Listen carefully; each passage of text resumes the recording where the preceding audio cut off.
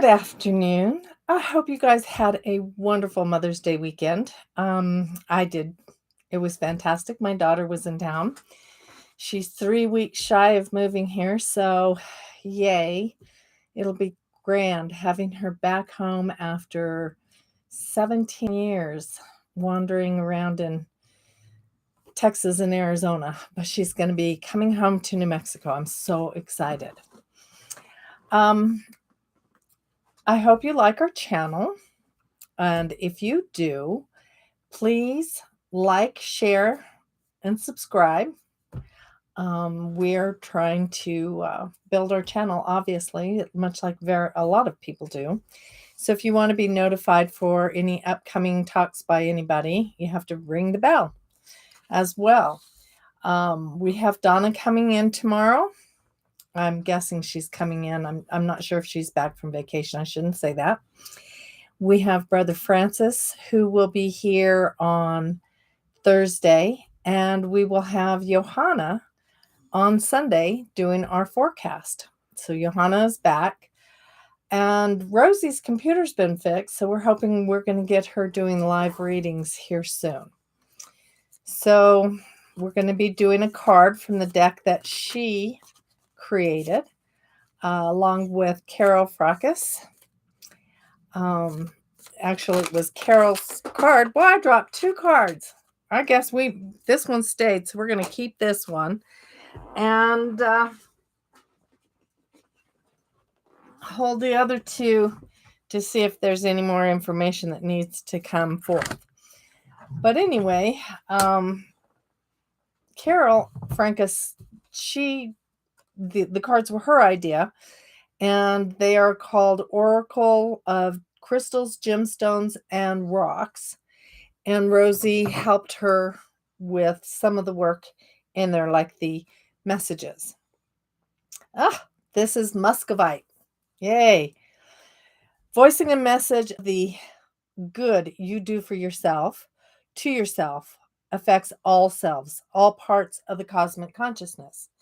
Now, for those of us who don't really understand the difference between cosmic consciousness and collective consciousness, the collective consciousness is what we have here globally. The cosmic consciousness is what we have way out amongst everyone, in all beings from all dimensions.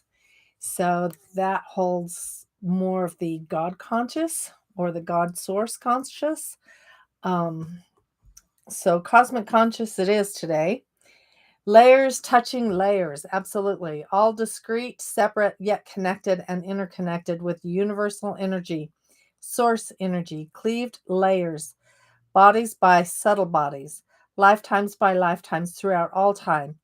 Energy flowing, weaving, magnetizing together the all-knowing from each strata, connected to the all.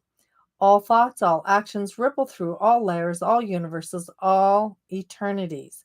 We are part of the whole cosmic consciousness. Pay close attention to your thoughts and deeds. Well, again, this kind of resonates, same as they always do, with our talk today on Perpetual, the transmutation, the law of perpetual transmutation of energy. And it takes tiny steps that can create the great leaps. I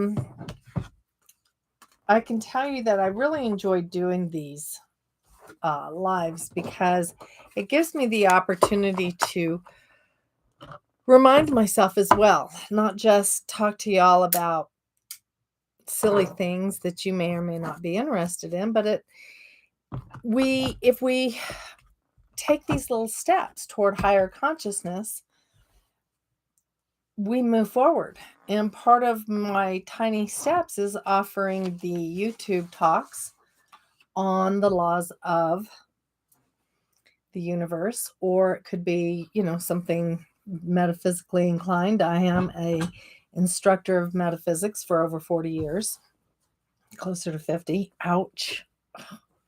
Had to think about that. I've been a student for, I should say, 50 years, teaching for over 30 years, close to 40. So there you go. I am showing my age. And I am okay with that because it got me here today. All my life experiences, all those chances I took, all those opportunities to seek, to change. And that's what we're talking about. To transmute something is to change in form, nature, or substance. So our thoughts change from when we were a little kid to puberty and what we thought then, and our adulthood and young adulthood into our mid 30s and 40s and on up. Everything seems to change because we have more life experience that taught us, well, if you do this, this might happen. So, let's readjust. But also, you know, I hate to say it, but as the older we get, the more stagnant and set in our ways. I know that I've talked to some family members, and they are so stuck in their truth that they really can't move anywhere. They don't want to transmute the energy because they just don't. It's like I told my kids when they were young, oh, they all wanted tattoos. Both of them wanted tattoos when they were 14. I said, what you put on your body at 14 will not be what you want on your body when you're 18 or what you'll want on your body when you're 25. Wait until the time is right for you to get a tattoo, and then put your tattoo on your body that speaks to you, because it's not to be taken lightly. It's an energy. It will transform you. It will change your very essence. I was last year, so I was 61 when I got, no, that's not true. It was right after Lance passed. I got a tattoo on my ankle that showed his Scorpio, his celestial body, his configuration in the sky for Scorpio. And now, last year, I have a huge dragon. And that's very personal. And so I won't go into details, but it is very connected to me. It's not because I think dragons are cool. Although, hey, when you work with dragons, they're pretty cool. But knowing these things and connecting to them in a deeper level is what makes who we are a greater opportunity for our spiritual progression. It helps us change our thought patterns and our belief system. And it creates, when we're ready to transmute that energy, it creates shifts in our vibration, our frequency, our consciousness. Such as, I'm doing a class right now, The Metaphysics of Money, with a friend of mine, Genevieve. And once you understand, some people have a great understanding of the metaphysics aspect, but they don't have a great understanding of the financial aspect. Some people have a great understanding of the financial aspect, but not of the metaphysics.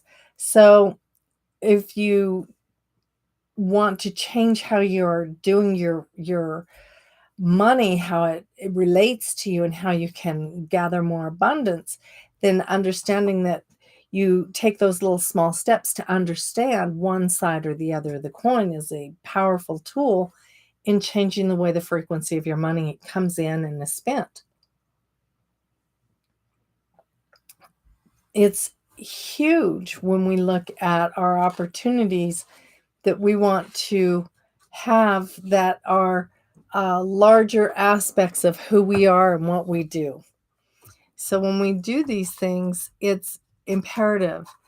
I forgot to plug in my big screen, so there you go. I just love doing this. I'm always so great with targeted responses and opportunities and technology. Technology is my friend. I'm transmuting the energy. Okay, we're going to go sideways and see what we got here, folks. There we go. We are plugged in and we are turned on. So when we do these things, when we understand that these opportunities have to come our way, if we want to change the way things are, then we have to do something about them. we have to change our emotions toward them, our thinking toward them.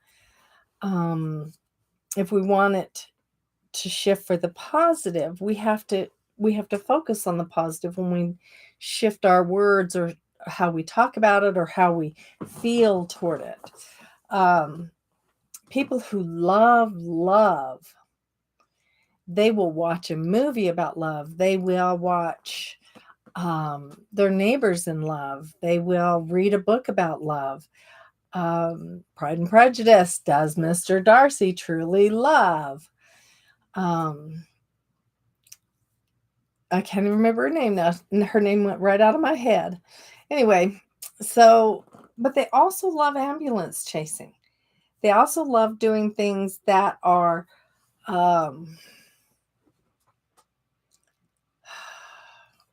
they want to go in there and they want to learn how to, they want to see the negative. They want to see, is there blood and guts? Did somebody die? Why would you want to do that?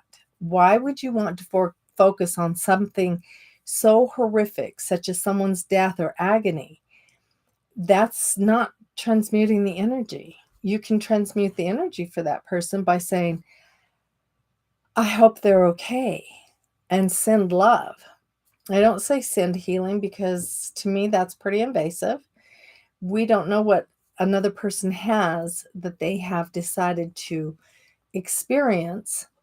And so my concept of how they should heal and their concept of how they should heal is a different story.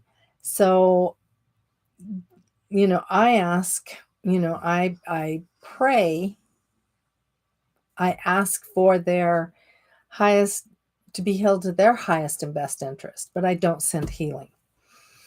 I ask that they be um, out of pain for their own benefit more than I would ever send healing for pain, because we don't know what their destiny is. So we can transmute the energy for people.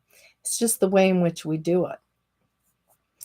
When we dedicate ourselves to our higher awareness, teachers come in. So let's say you were a bank robber and you ended up going to prison. Well, when you went to prison, maybe what you experienced was you read a book, Celestine Prophecy, and your consciousness shifted. By reading somebody's writing, you came in and you shifted in consciousness as to what it is that people are trying to accomplish and what they're working toward and how they're working toward it. When you choose to ignore the signs, well, you choose to be stagnant or you're focusing on the negative. But if we dedicate ourselves, if we commit ourselves to spiritual progression, then everything will show up for us. It will, teachers will come, everybody will come full force.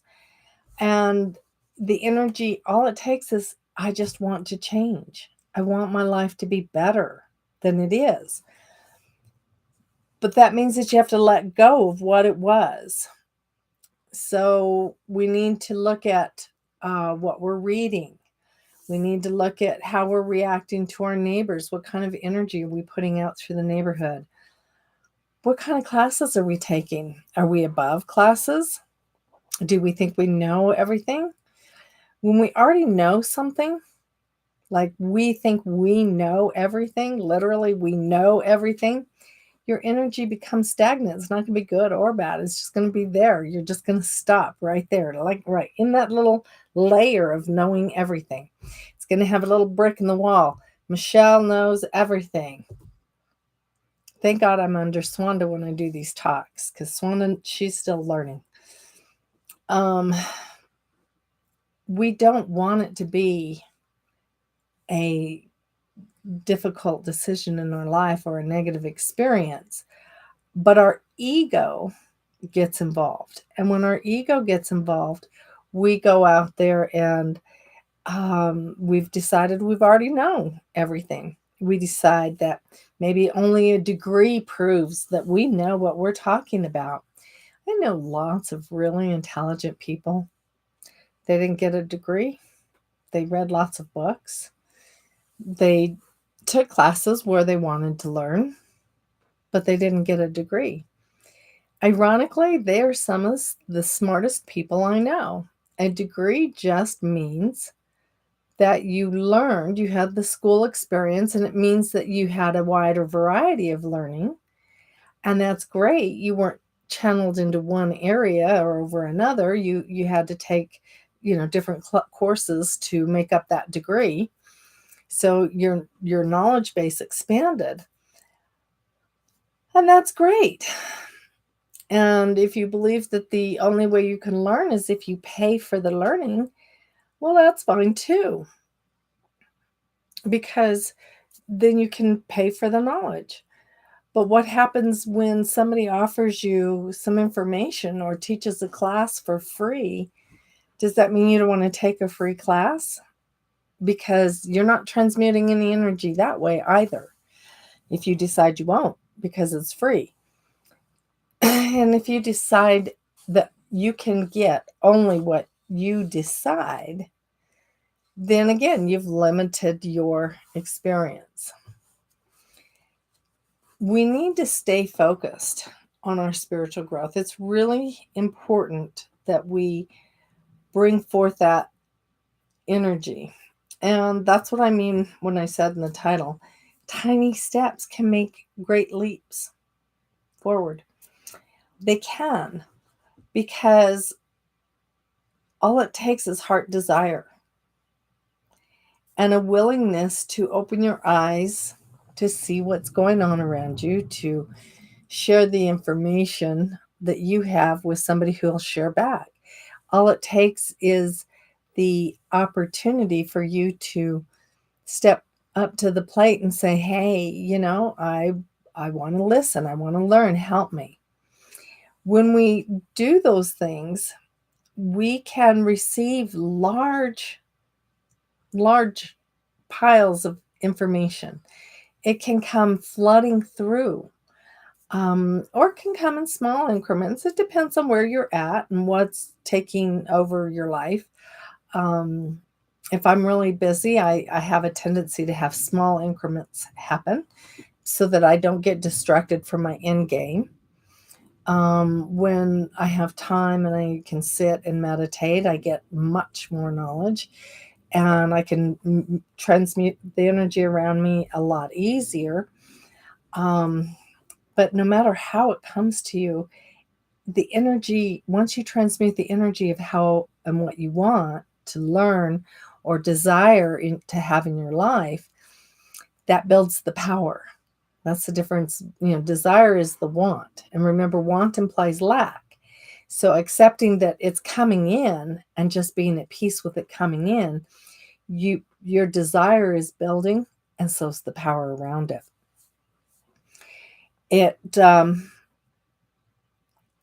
If we focus on the positive aspects of it, then it builds a plethora of laughter, joy, harmony, peace. And if we want it to, if we're willing to accept those changes in the transmutation of energy, it will remove sickness, illness, disease, curses, malfunctions, and dysfunctions. It will change all of that if we just let it in the door.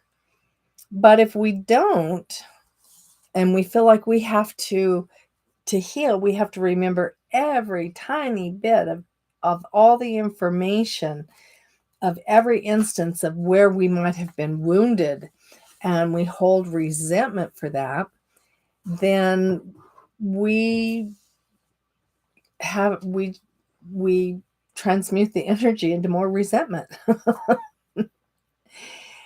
Knowing all the details is something the ego wants to learn. The ego wants to be right at all costs. It would, rather be right than be at peace. The same. Would you rather be happy or be right? Well, ego says, I'd rather be right. Ego also says that this is not going to let go for anything until they are proven right, and somebody has to apologize. So our resentments build. They're not apologizing. They're not doing this. They're not doing that. They're not doing what I demand that they do for my healing. Well, they don't have to do what you want them to do for your healing. You have to accept that they will do what they want to do for their own healing. And you need to take care of you. You need to be willing to let the resentments go. Maybe you look at, well, when I was in kindergarten, um, little Sue took my doll and I didn't get my doll and it was ruined. And I hate Sue ever since. Sue was 5. You were 5. Is it really worth holding on those resentments? Now, admittedly, there are some resentments that are much bigger than a doll.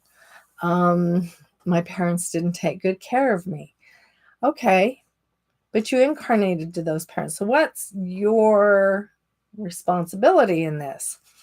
We have to look at um, the two sides of the coin, um, because we have to be able to see our aspects and not just pretend to be happy while still holding that resentment. That will still make us sick. That will still make us slow our progression. It will not transmute the energy into something positive. And holding resentments holds the energy. It won't. It absolutely won't make it move anywhere other than into more resentment. So the work that we want to do is maybe we should write down resentments. What is it that you really resent? What resentments are you holding within you? What anger? What pissed offness? For lack of a better phrase. What did somebody do to you that is so bad that you can't love them? You can't forgive them. So write it down.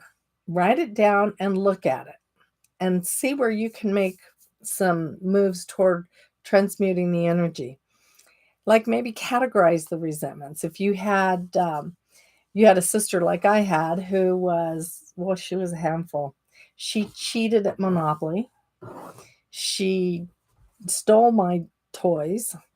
She used to hit me in the middle of the night while I was sleeping. She's very jealous of me because she was the only child she was the baby for 5 years. And then poof, I came along 3 years after her. And so she was, well, I guess she was basically just miserable.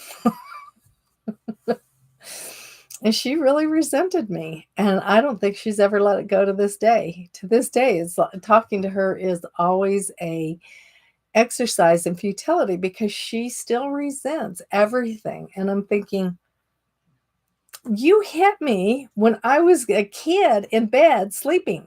You beat me up.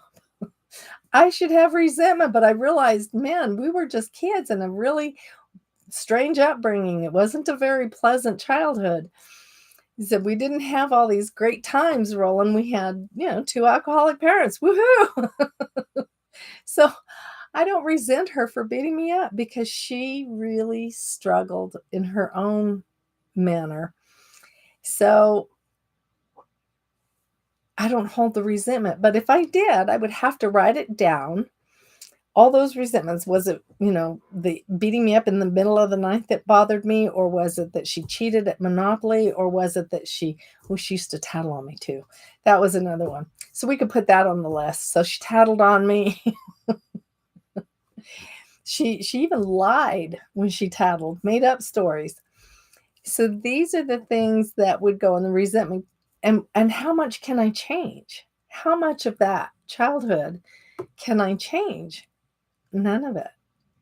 So what does it do to be angry at a child for doing child things?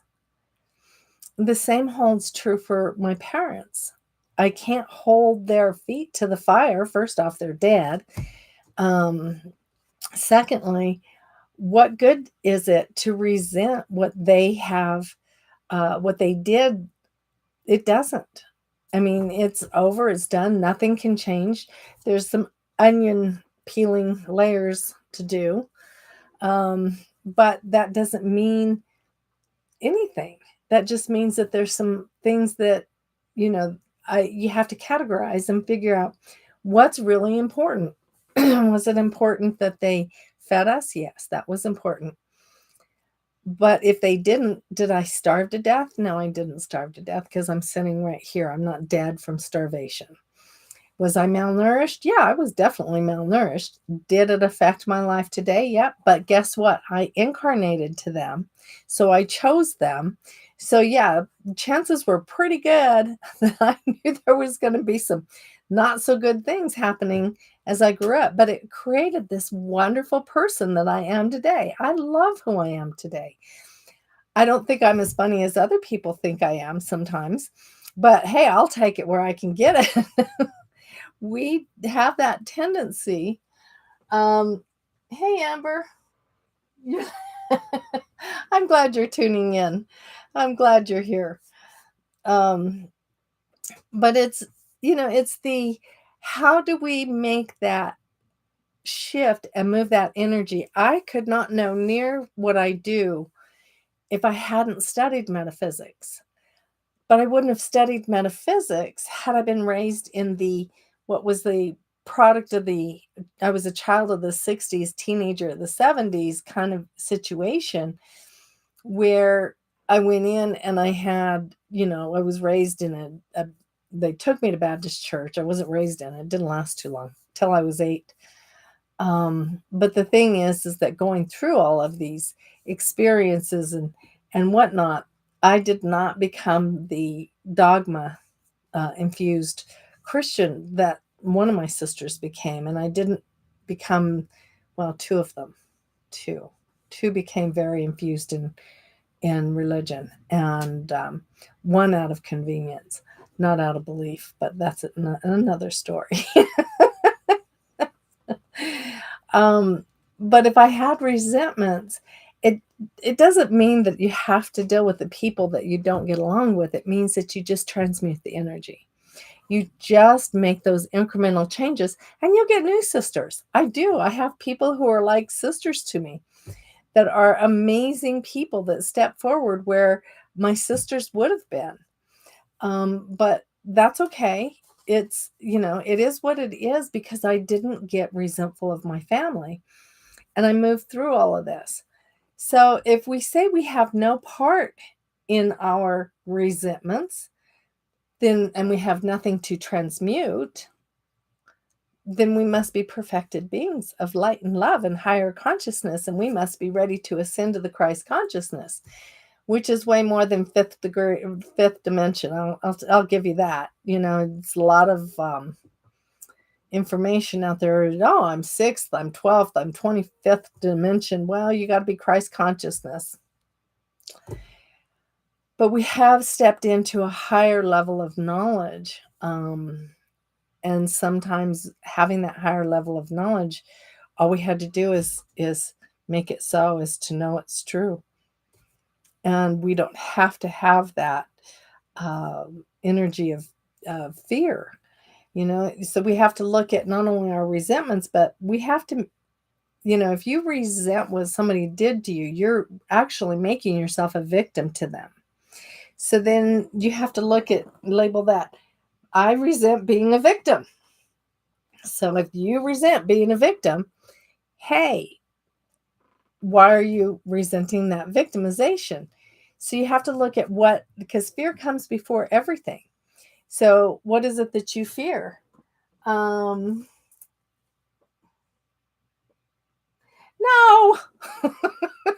I love you, Amber. I love people who go, yeah, burn it and send it to the etheric. That's only if you don't want anybody to read what you wrote. This is a work in progress. So you're going to keep this levels after you write the resentments and the fears that you have around them, because it's something you need to work on, because it's not going to, putting a match to it and sending it to the etheric is not going to make it. It's not going to make it go away. Poof! God, if that were true, I would poofed a lot of people. I love that idea, though. That's awesome. Oh,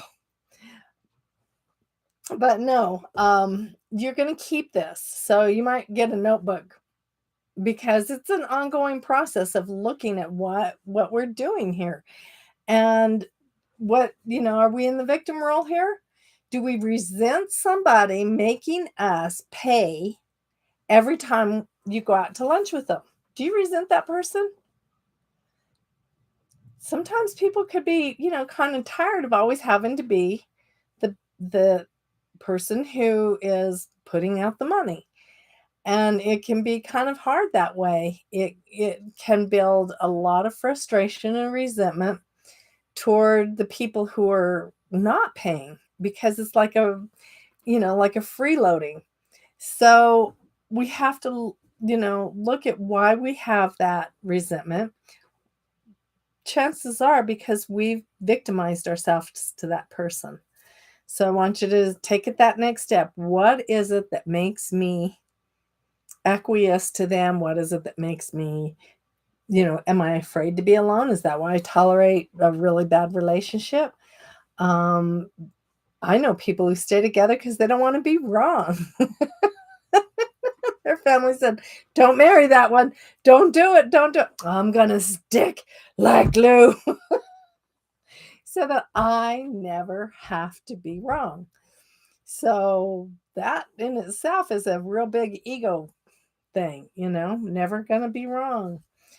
How much do we tolerate before we're willing to just transmute the energy? So, a way to look at this is I remember this woman saying, she was looking at this relationship between a couple of friends of ours. And she said, this woman, um, I'll call her Jane, resented Dick. That's a bad choice because he wasn't the Dick. So anyway, Teddy, we'll just use Ted. So Jane resented Ted because Ted was always picking where they went to go eat. Well, the conversation went something like, "Hey, Jane, let's go out to dinner tonight." "That'd be great. Where are we going? So I know how to dress." "Well, I picked last time. Why don't you pick this time?" "Oh, I don't care. I can't make up my mind." "Oh, just pick some place because if I pick it, you're going to get mad and say, 'I don't want to go, didn't want to come here.' So just tell me what place you want to go to." "No, I won't. I promise. You pick it." "Okay, we're going for barbecue." They go to barbecue. She eats the barbecue. "I really shouldn't have eaten that barbecue. This was a lousy idea." So she would always be a victim to him because she would never say, "Hey, I feel like, seafood. How about anything? I feel like Italian. Let's go for Portuguese. Let's go for Mexican. Who cares? Just pick a place." He offered. He told you why he didn't want to pick the place. You still did it anyway. So who's the victim? Him? Because he believed it? See, they're both playing off of each other, and that's why the transmutation of energy has to happen by one of them, by one person changing that way in which we look at stuff. It literally will change the dynamics of the relationship. I know somebody else who um, kept quiet. It's a family member who told me this weekend. She just kept quiet for so many years of her relationship, lots and lots of years. And she was surprised because now they're where they're at. She's no longer quiet. And he's surprised because she's no longer quiet. And the energy and dynamics of their relationship has changed. Well, what if she hadn't been quiet way back? What if she had said something up front? What a great relationship they could have had. So we should not have to hold these resentments and we shouldn't have to tolerate things just to see if we can transmute the energy. All we have to do is make changes. toward our feelings. I remember a woman told me, Michelle, I was looking to date. And I says, I don't know how to date. It's been years. And she said, you have to go out with somebody at least 3 times because they're not going to be attractive to you the first time. And I said, well, why won't they be attractive to me the first time? She goes, oh, they'll say something or they'll do something and your defenses are going to be up. And so you're going to be looking for the bad. You have to date somebody 3 times where all the pretense, all the pressure goes away. And she was right. Once you start talking to people and talk to them more than 3 times, the energy around the situation changes. And I dated some really kind of cool people that were absolutely totally different than me. And we stayed friends, even if we didn't make it into a lasting relationship. I got a lot of friends out of it. And I thought that's really pretty awesome because they were able to tell me things about me that I needed to know to help me change and transmute my energy to be a better person, to be more forthcoming. I had that same family drama of keeping my mouth shut. Oh, I'll just shut up because it's not going to do any good. They're not going to listen anyway. So we have to understand what our role is and what part of this that we're doing that we come through the other side of it. Moving energy is really about making a commitment to expand and grow. We don't want to move energy by having resentments because that leaves us building more resentments. I mean, it builds that wall where it's kind of like, I don't know if y'all have ever seen the old forts back east. I saw one in Toronto, and they have this little drop down where they drop the little window down, and they put the rifles out, and they out at the enemy, and they had these things that they had to jump over and hurdle to get to the buildings, and they had the cannons there behind those, and the noses poked out, and they had it all built up, and it's pretty neat considering, I didn't have to, at least I don't remember. Maybe I was there in another life, but I don't remember having to shoot out those little windows, and I couldn't imagine it. But it was kind of neat to see that what they had created for their survival skills. They transmuted the energy to survive. They weren't just standing there like I thought, coming down the hills at each other till they meet on the battlefield. And I thought all the wars were fought like that. I didn't know that they had forts that had little windows. And it's so expanding our knowledge and opening up that information brings us not only, what's mortally possible on the human plane, but also what is spiritually possible on the higher planes of consciousness. We can change anything, any of our dynamics.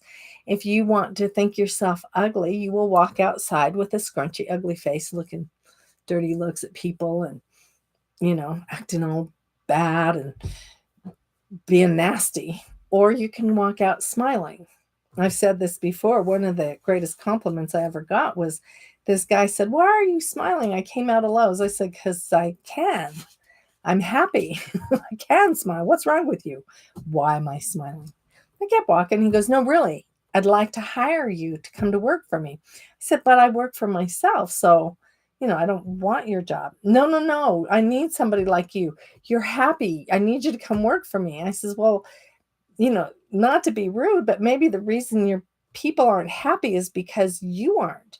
Maybe if you smiled for them, they would get the idea and it would change the energy and the dynamics. And he just looked at me and he got that really weird look on his face and he goes, oh, and I says, besides, if I worked for you, maybe I wouldn't be smiling. I'd be like them. Not happening. So we have the opportunity to change our vibration and to change our the way people react to us, the way we react to the world by changing the energy around us. We need to realize, are we resentful of being like the provider? Or are we resentful of always having to fix it for somebody? Are we resentful because people don't do it. Like I know people that get really controlling, and you have to do it exactly the way they want you to do it, instead of just saying, oh, thank you for doing it. Okay, well, understand that we can't even do healing for other people, because it's healer, heal thyself first. And here's why. Your healing as a healer will only be as good as how far you're willing to heal yourself. So all these people that want to be these miraculous energy workers, I did too. When I was doing massage, I wanted to be a cranial sacral therapist. I wanted to do the light stuff, but my hands understood a deeper, more intimate relationship with the body than just energy work. I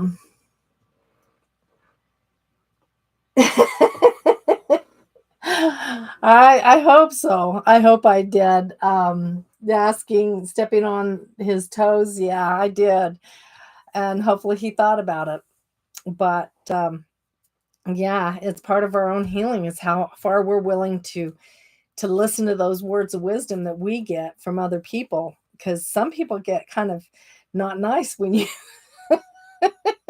when you say things.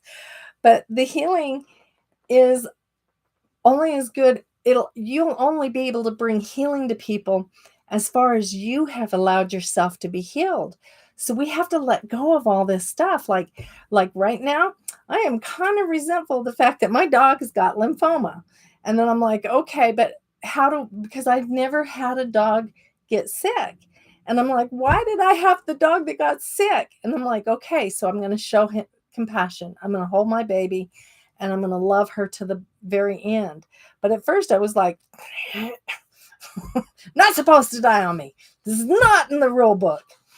But, everybody's got to be willing to allow those things to heal, and they will bring it to our table.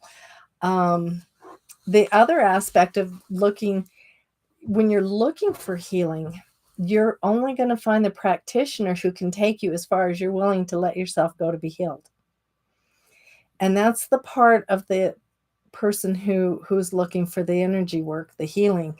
How far are you willing to go to allow the healing in?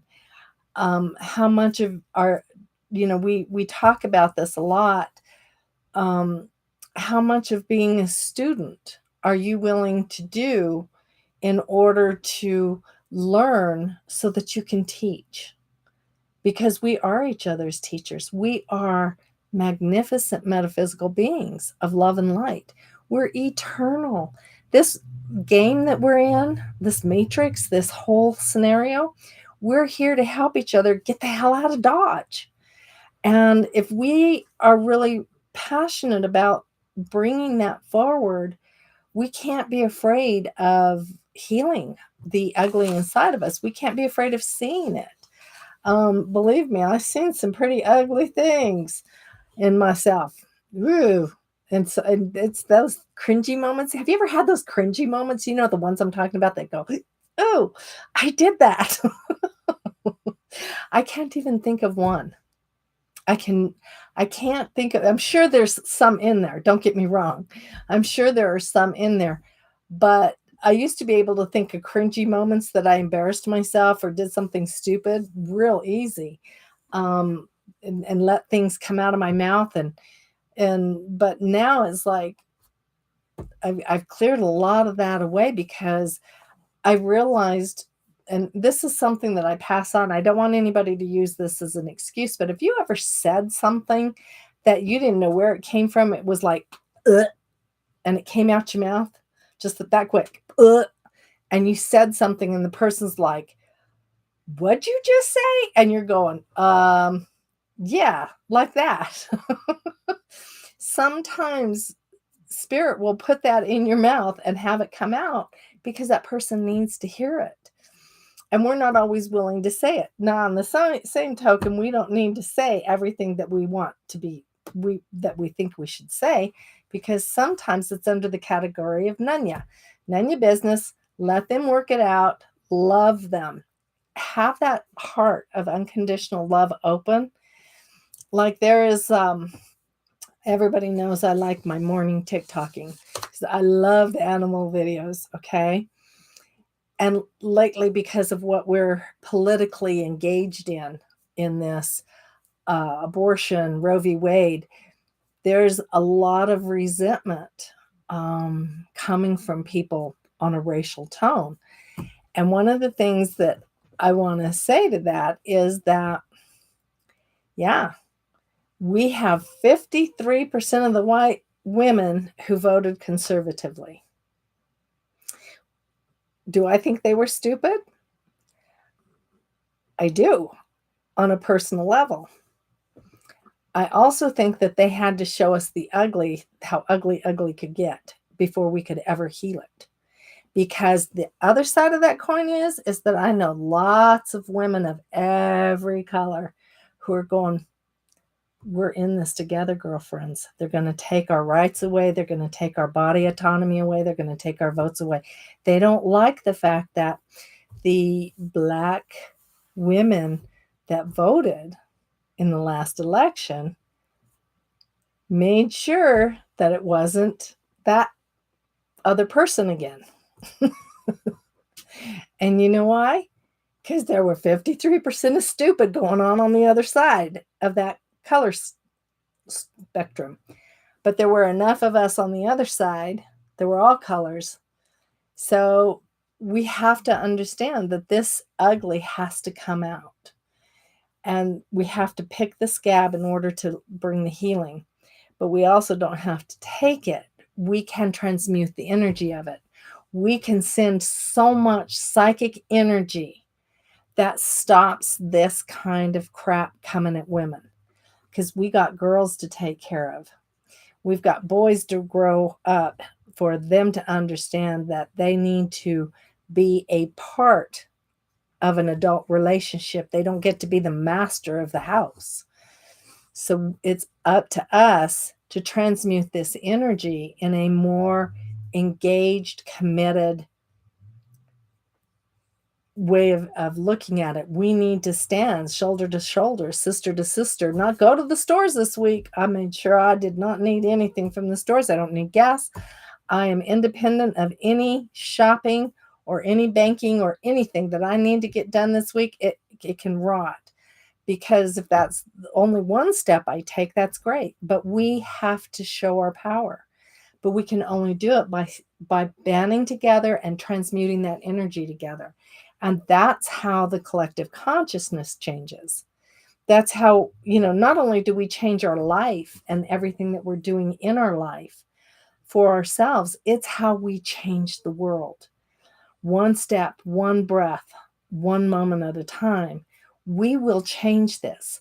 We will bring equality to all, because Jesus was the Christ consciousness of the Piscean age. And what I mean by that is that he had attained the Christ consciousness. He was the healing Christ. Okay? So he taught us we have to heal.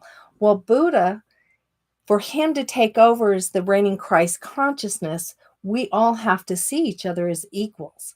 We all have to be in our heart centers together. We have to be in unconditional love. Buddha knew man. He left. He was a prince. He left his palace, and he says, I'm going to wander around, and I'm going to find out who I am. What are my possibilities? So he sat and he meditated and he prayed, and he started seeing where we could make a difference in our world. Now, I'm not saying all of us are going to become Buddhists. I hope some of those evangelicals will, but that's a story for another day. I'm hoping all of them become Buddhists. I can leave that evangelical alone. That mentality. But we want all this racial discrimination, hate, anger, pain to go away, because all of us, every one of us, has been incarnating on this planet. So for millennia, thousands and thousands and thousands and thousands of years, we have been brown, white, red, yellow, black. We have been man, we have been woman, we have died young, we have died old, we have raped and pillaged. We have been raped and pillaged. And the reason that we don't hold the Christ consciousness is that we are not ready yet to be accountable for the pain and suffering that we inflicted on other people.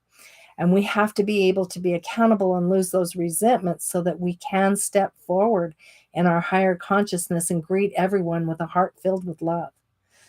And that's why the transmutation, it's perpetual. It's the law of perpetual transmutation of energy. It's constantly going on. And we can grab hold of it and we can do what we need to with it. We can go to bed every night and we can send out a big beam of silver light, and intertwined in it is the brightest white light that you can get. And you can send that out and you can call everybody who is supposed to be a part of your world to you to help create a better world, to stop the drugs, to stop the alcoholism, to stop the hate, to stop the fear. We can do this. But we have to start with the step of the one step, the little tiny step, getting rid of our own resentments, getting rid of our own fears. And that's what it takes. Those tiny steps, we will own our destinies and we will get all the gifts and abundance and all the wonderful things that we need to make it even better and more powerful for everyone else. Because after all, I'm not going without y'all. That's just the way it is. We will be in this together. We are going to step through this lifetime. We're going to get the energy of resentment, fear, and anger. We're going to transmute it to peace, light, love, harmony, and positive abundance. And we are going to own our heart centers. Because what else you got to do this week? Because we're not shopping. I enjoyed it today, guys. I hope you have a beautiful, beautiful day. If anybody is out and about and around, don't forget Donna will be live in Resonant Essentials tomorrow doing readings. Resonant Essentials, the group, and Brother Francis, my dearest friend, will be working on Thursday. And Johanna will be here on Sunday with the forecast. If you haven't gotten a chance to listen to Johanna this week, please do so. She really rocked it yesterday. It really, this eclipse season, I have it from a few astrologers that say, it's either going to be really, really good or duck. So find out which side of the coin you're on. Are you ducking? Because, Mercury retrograde, I'm ducking. My dishwasher already went down and I'm not fixing it. So this is dishwashing. My heart to all of yours. Mwah. Love you all. Have a great day. Bye now.